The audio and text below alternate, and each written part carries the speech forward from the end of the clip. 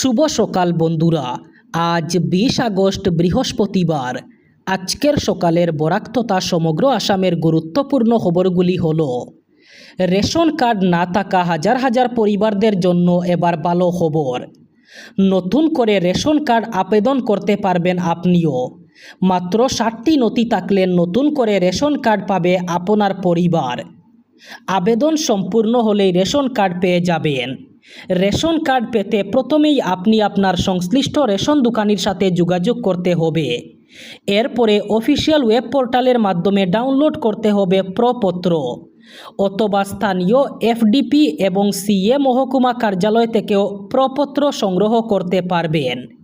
প্রপত্র পূরণ করে সঙ্গে জমা দিতে হবে পরিবারের সদস্যদের বিস্তৃত বিবরণ, ভোটার আইডি কার্ড, ঠিকানার প্রমাণপত্র, প্যান কার্ড অথবা ড্রাইভিং লাইসেন্স, বিদ্যুতের বিল।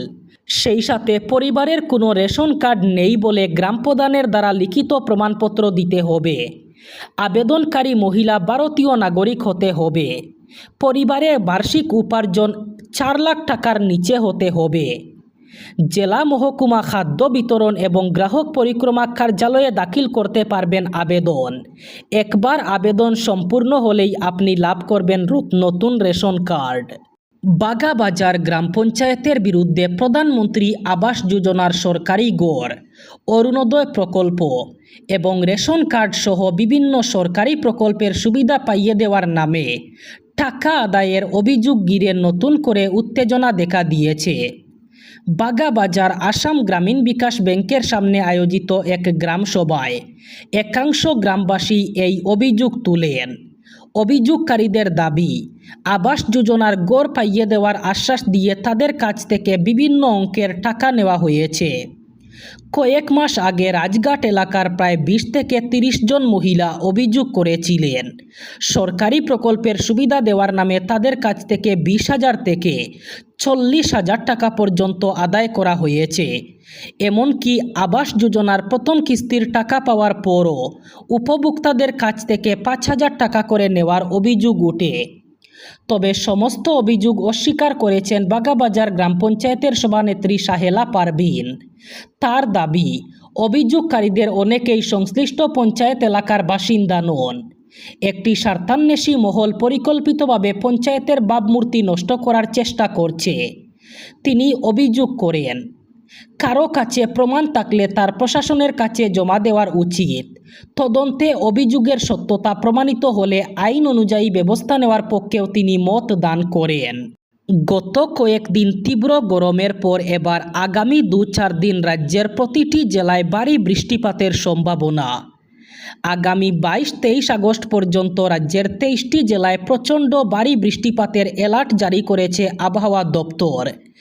ইতিমধ্যেই গৌহাটি মহানগরে ভারী বৃষ্টিপাত শুরু হয়েছে। আগামী 23 আগস্ট পর্যন্ত রাজ্যের 23টি জেলায় ভারী বৃষ্টিপাত হবে। এর মধ্যে বেশি বৃষ্টিপাত হবে কোকরাঝার, চিরাং, বঙ্গাইগাঁও, গোয়ালপাড়া, বরপেটা, নলবাড়ি, কামরূপ মেট্রো, কামরূপ গ্রাম্য, দরং, মরিগাঁও, নোয়াগাঁও, হুজাই, পশ্চিম কার্বি আংলং, গোলাঘাট, ডিব্রুগড়, তিনসুকিয়া, ডিমা হাসাও, শ্রীভূমি, কাছাড় এবং হাইলাকান্দিতে ভারী বৃষ্টিপাতের সম্ভাবনা রয়েছে। মাত্র একদিনের প্রবল বৃষ্টিতে জলমগ্ন হয়ে পড়ল মহানগরীর বিস্তীর্ণ এলাকা। বৃষ্টি নামলেই জমাজলের কারণে চরম দুর্ভোগ পোহাতে হচ্ছে মহানগরবাসীকে। বুধবার স্কুলগামী পড়ুয়া থেকে শুরু করে কর্মস্থলমুখী মানুষ জলের কারণে বিভিন্ন জায়গায় আটকে পড়েন অনেকেই। রাতের বৃষ্টির জেরে হাতিগাঁও, অনিলনগর, জু রোড, ডাউন টাউন এবং এয়ারলেস এলাকার বিভিন্ন রাস্তায় হাঁটু সমান জল জমে। জমাজলের কারণে ব্যাহত হয়েছে যান চলাচল। একই সঙ্গে স্কুলে যাতায়াতেও চরম সমস্যার মুখে পড়তে হয়েছে শিক্ষার্থীদের। বরবাড়ি 6 মাইল সংযোগকারী সড়কেও তৈরি হয়েছে কৃত্রিম বন্যা। জলমগ্ন হয়েছে অম্বিকাগিরিনগর জু রোডের দেবদারু পথ এবং মিলন পথ। ধ্রুবজ্যোতি পথেও হাঁটু সমান জল জমে থাকায় বিপাকে পড়েন স্থানীয় বাসিন্দারা। এদিকে গীতানগর এবং হেঙ্গেরা বাড়ি সংলগ্ন পাহাড়ি এলাকা থেকে নেমে আসা জল পরিস্থিতিকে আরও জটিল করে তোলে। পাহাড়ি জলের স্রোতে অম্বিকাগিরিনগর এলাকায় জলাবদ্ধতা বেড়ে যাওয়ায় দুর্ভোগ চরমে উঠে কার্যত ব্যাহত হয়ে স্বাভাবিক জনজীবন। অসম নাগাল্যান্ডেও সীমান্তবর্তী অঞ্চলে উগ্রপন্থী এবং সমাজবিরোধী কার্যকলাপ রোধে অঞ্চলটিতে শান্তি শৃঙ্খলা বহাল রাখতে যোরহাট জেলার দণ্ডাধীশে সীমান্তের 5 কিলোমিটার ব্যাসার্ধের মধ্যে সন্ধ্যা 8টা থেকে সকাল 5টা পর্যন্ত সান্ধ্য আইন জারি করা হয়েছে। এই সময়টির মধ্যে ওই এলাকায় সব ধরনের অসামরিক বাহন এবং ব্যক্তিদের চলাচল সম্পূর্ণরূপে বন্ধ ঘোষণা করা হয়েছে। অবশ্য এই আদেশে সেনা নিরাপত্তারক্ষী, কর্তব্যরত আরক্ষী, দণ্ডাধীশ, বনকর্মী এবং অন্যান্য আইন প্রণয়নকারী সংস্থার ক্ষেত্রে প্রযোজ্য হবে না এই নিয়ম। এই নির্দেশনা সীমান্তবর্তী অঞ্চলে বসবাসকারী মানুষদের জন্য কার্যকর করা হয়েছে এবং পরবর্তী নির্দেশ না দেওয়া পর্যন্ত বহাল থাকবে।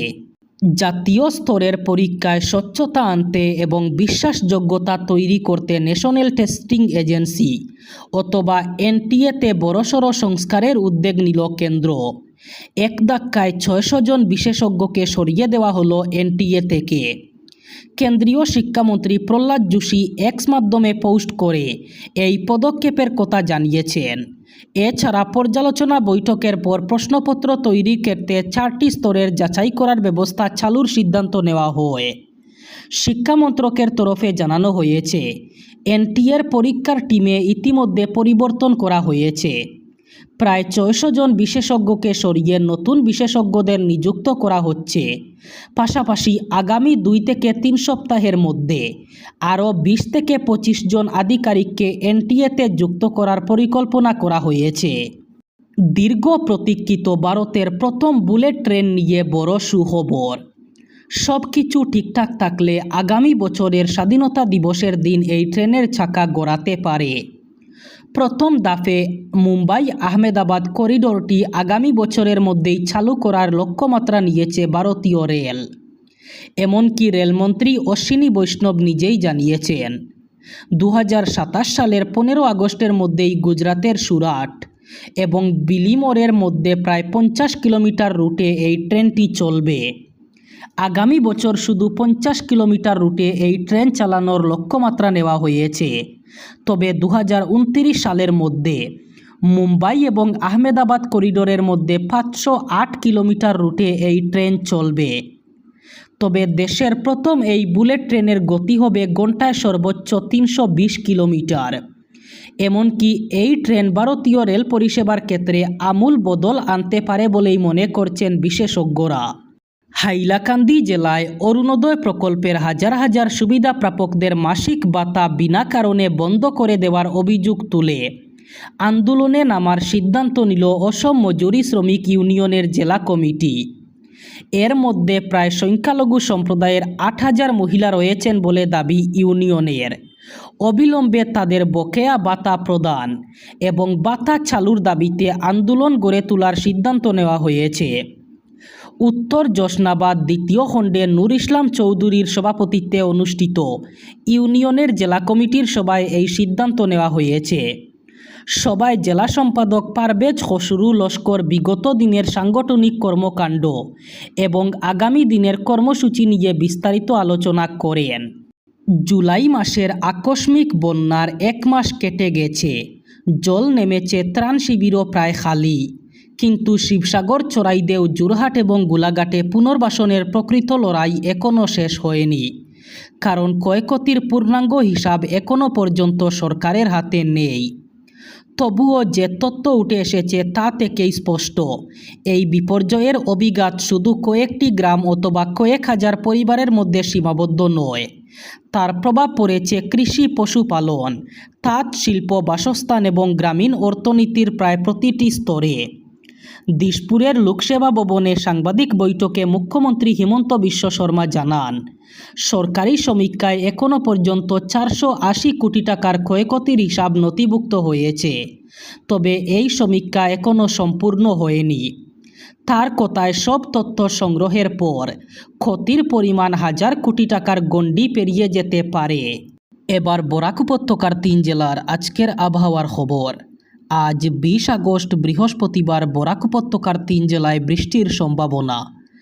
আজ শিলচর কাছাড়ে সর্বোচ্চ তাপমাত্রা থাকবে 32 ডিগ্রি সেলসিয়াস এবং সর্বনিম্ন তাপমাত্রা থাকবে 27 ডিগ্রি সেলসিয়াস। শ্রীভূমি করিমগঞ্জে আজ সর্বোচ্চ তাপমাত্রা থাকবে 32 ডিগ্রি সেলসিয়াস এবং সর্বনিম্ন তাপমাত্রা থাকবে 27 ডিগ্রি সেলসিয়াস। একইভাবে হাইলাকান্দি জেলায়ও আজ সর্বোচ্চ তাপমাত্রা থাকবে 32 ডিগ্রি সেলসিয়াস এবং সর্বনিম্ন তাপমাত্রা থাকবে 27 ডিগ্রি সেলসিয়াস। এই ছিল আজকের সকালের গুরুত্বপূর্ণ খবরগুলি। ভিডিওটি অবশ্যই লাইক করবেন এবং চ্যানেলটি সাবস্ক্রাইব করবেন।